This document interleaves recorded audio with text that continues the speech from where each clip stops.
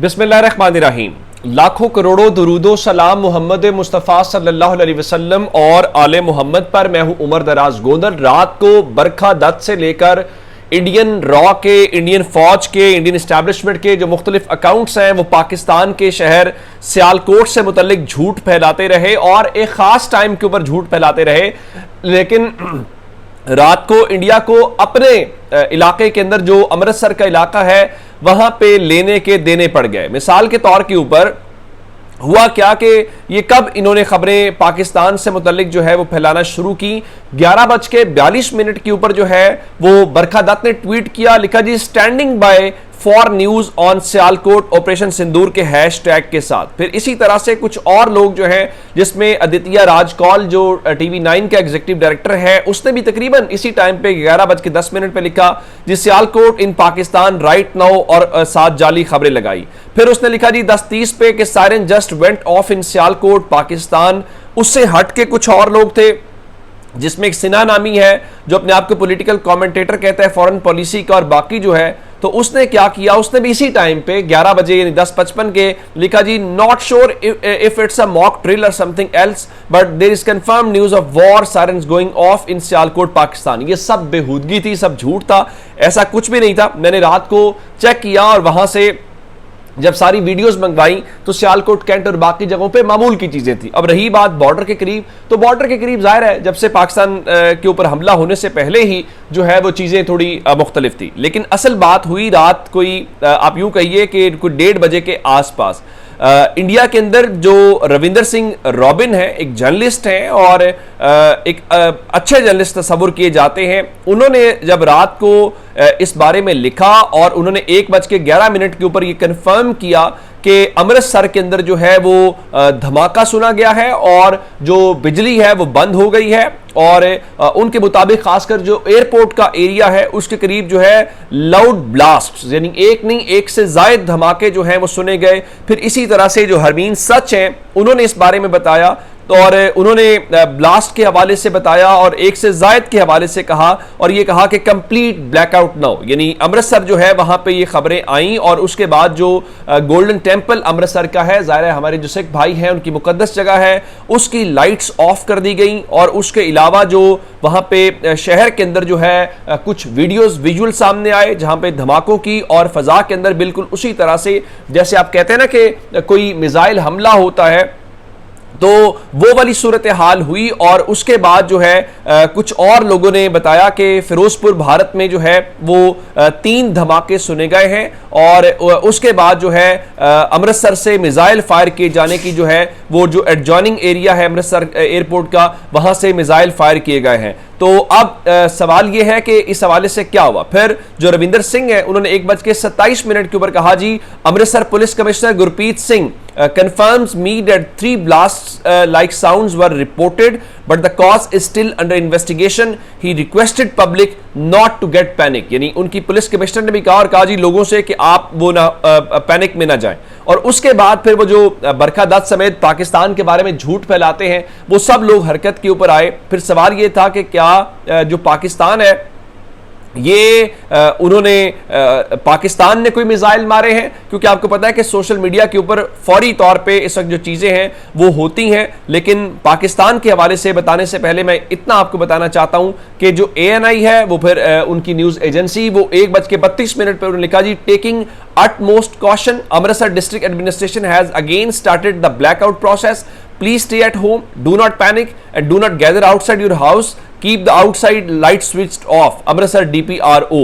तो अब कहने का मतलब यह है कि एक सवाल मैं आपके सामने रखना चाहता हूं। फिर वो बरखा दत्त आई जो पाकिस्तान के बारे में, सियालकोट के बारे में तो बड़ी झूठी खबरें फैलाती हैं, लेकिन उन्होंने फिर 1:36 में लिखा जी blackout process in Amritsar happening now. हालांकि इन्होंने 11 बजे तक जो है वो ब्लैकआउट की मशक करनी थी, लेकिन अब क्या है कि वो बताया गया नहीं जी वो मॉक ड्रिल थी और उसके अंदर उसके टाइम को इनहेंस किया गया है। और मैं सिर्फ एक आपके सामने रखना चाहता हूं कि हम अमृतसर को टारगेट क्यों करेंगे, पहली बात। और हम जहां पे उनकी मुकद्दस जगह हो, हम तो उनके लिए बड़ी मुकद्दस मुल्क या मुकद्दस सरजमीन है और हमारे लिए वो एक बड़े काबिल एहतराम है, तो हम उनके गोल्डन टेम्पल जहां पे हो ऐसी हरकत क्यों करेंगे? कभी भी नहीं करेंगे। हाँ, इंडिया जरूर कर सकता है, जिस तरह उसने माजी में गोल्डन टेम्पल के ऊपर हमला किया था उसी तरह से, और वो तो मुकद्दस चीजों के ऊपर आपने देखा, हमारी मसाजिद को शहीद किया गया है, कुरान पाक जैसी मुकद्दस किताब जो है उसको शहीद किया गया है। तो पाकिस्तान जो है उसने फौरी तौर पे रात ये बताया कि हमारा अमृतसर वाले मामलात से कोई लेना देना नहीं है।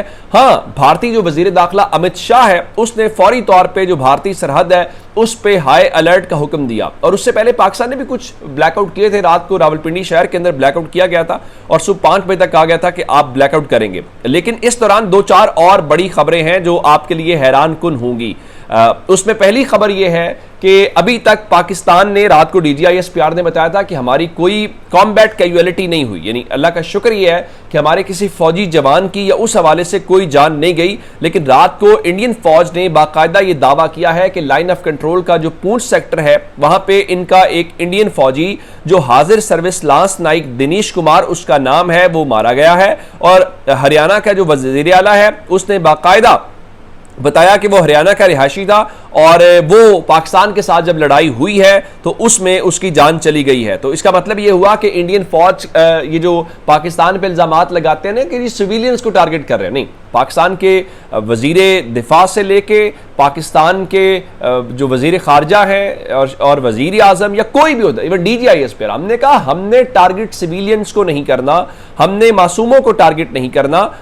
हमें जो है अगर टारगेट करना है तो हमें वो उसको करना है इंडियन फौज को करना है और हमने मिलिट्री इंस्टॉलेशंस को करना है। 2019 के अंदर भी जब इन्होंने बालाकोट वाली हरकत की थी उस वक्त भी पाकिस्तान ने श्रीनगर के अंदर जाके इनकी जो मिलिट्री की जगह थी उसके ऊपर किया था। और फिर रात को बिलखुसूस जो है एक बार फिर ट्रंप बोले हैं और ट्रंप ने फिर एक बार जो पाकिस्तान इंडिया के दरमियान चीजें हो रही हैं उस हवाले से ये कहा है, उनका जी I get along with both, I know both very well and I want to see them work it out, I want to see them stop। यानी ट्रंप जो जिन्होंने शुरू में इसको जब इंडिया ने हमला किया तो उन्होंने शर्मनाक करार दिया था और अब उन्होंने कहा कि उनके ख्याल में ये खत्म होना चाहिए। लेकिन इस दौरान एक और बड़ी डेवलपमेंट है, ये सारी शरारत जो है या जो शैतानी दिमाग है वो अजीत दोवल का है।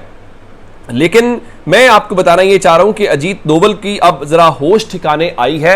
इन्होंने 7 तारीख की डेट के अंदर पाकिस्तान के ऊपर हमले किए और आपको पता है कि अजीत दोवल ने पाकिस्तान राब्ता किया है और हॉटलाइन के ऊपर न सिर्फ राब्ता किया है बल्कि पाकिस्तान बातचीत की है। किससे? अब आप जानते हैं कि जो अजीत दोवल है वो इंडिया के अंदर उसके पास नेशनल सिक्योरिटी एडवाइजर का ओहदा है और पाकिस्तान के अंदर जो नेशनल सिक्योरिटी एडवाइजर का ओहदा है वो काफी सालों से खाली है कि इमरान खान के दौर में मोहित यूसुफ साहब को आखिरी बार सिक्योरिटी एडवाइजर लगाया गया था, उसके बाद नहीं लगाया गया। अब जब ये सारी सूरत हाल पैदा हुई तो उसके बाद जो है वो पाकिस्तान ने फौरी तौर पे जो DGISI है आसिम मलिक साहब उनको फौरी तौर पे नेशनल सिक्योरिटी एडवाइजर लगाया।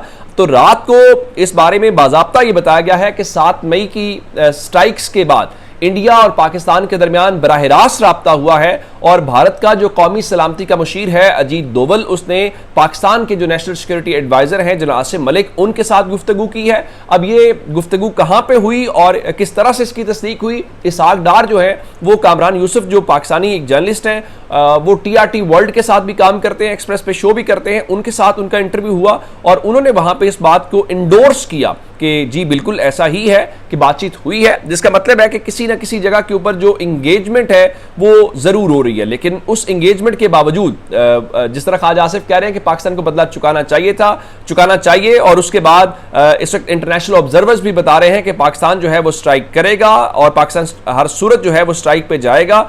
तो वो उसके दरमियान वो सब चीज़ें भी चलती हुई दिखाई दे रही है और फिर पाकिस्तान को एक और भी इंटेलिजेंस है वो आज़ाद कश्मीर के हवाले से, अल्लाह करे कि वो गलत साबित हो। तो अब तक की अपडेट से अपना बहुत सारा ख्याल रखिएगा। खुदा हाफिज़।